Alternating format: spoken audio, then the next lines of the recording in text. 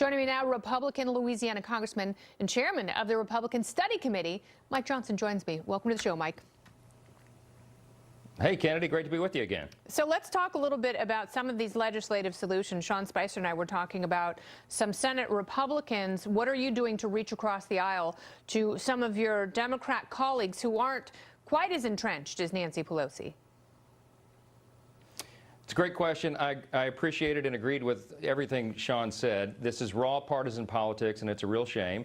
The president's reached out in good faith. He's trying to make this happen, and Pelosi and House Democrats are just not sending a volley back over the net, so to speak. So it's broken down. So what we're trying to do as Republicans is work with Democrats, people across the aisle who are reasonable, who understand we really do have a problem at our southern border and with our immigration laws, and address this in a piecemeal fashion. So I'm among a number of legislators who have filed, members of Congress who have filed legislation. In the last month, I introduced 3 bills to address some of the loopholes in the immigration law. And we're working individually with Democrats, trying to reach some consensus so that we can continue to move the ball forward on this really important issue. And where are you finding the most consensus with Democrats? Is it Democrats who are legislators in border states, or is it in states where the president won handily in 2016?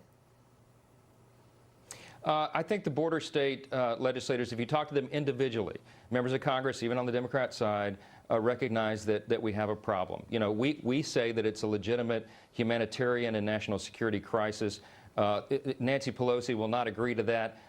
You know, that's a talking point to her, but it really is true. And when you talk to individual members, a lot of them recognize that. So they're willing, for example, to work on closing the loopholes in the asylum program. It's a real problem. Everybody objectively who looks at that acknowledges it.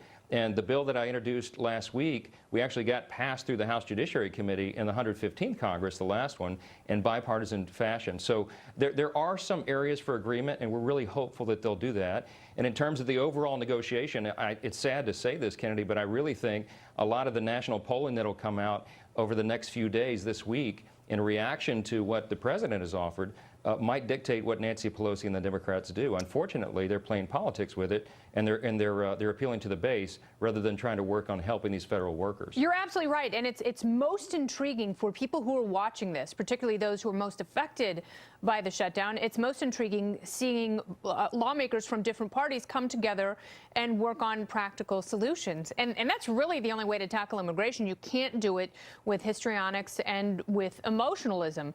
Nancy Pelosi, and I understand that she has a very firm grip on her caucus to the point of smothering them and forcing them in lockstep. But it seems like she has lost her ability to negotiate. And if Nancy Pelosi said, you know, well, we have a really hard time sending a signal to our neighbors to the south that we don't want good people coming to this country. What I do like is ... ABC, more drones, more border agents, you know, selective fencing, something like that. But she hasn't even made that move. And I think if she did, that would go over pretty well with your caucus. Now, having said that, I think some of the ideas that you have, I don't think you can have comprehensive immigration reform. And I would love to hear your thoughts on that. I think you're absolutely right. I think you have to do it one piece at a time. So if you're going to tackle the first piece with some bipartisan consensus, what is that first piece? Well, 3 of the bills that I introduced this month, I think, are doable. One is to clean up the asylum loopholes, and the problem is the credible fear standard is too loosely enforced, and so anybody coming across the border who wants to come into the country, they know what the magic words are. You just claim you have a credible fear of some sort of persecution in your home country, and you almost automatically get in. That's what the statistics have said the last few years. The problem is they come into the country and they're turned loose while they wait 2 or 3 years for the adjudication of their case. And when that ultimate adjudication is held, assuming they show up for it, only about 20% of the people actually qualify. So we have to clean up that standard. Slow bureaucracy that's a magnet for corruption. Now I've heard it all. All right, well, we've run out of time, but thanks so much for being here. I appreciate it.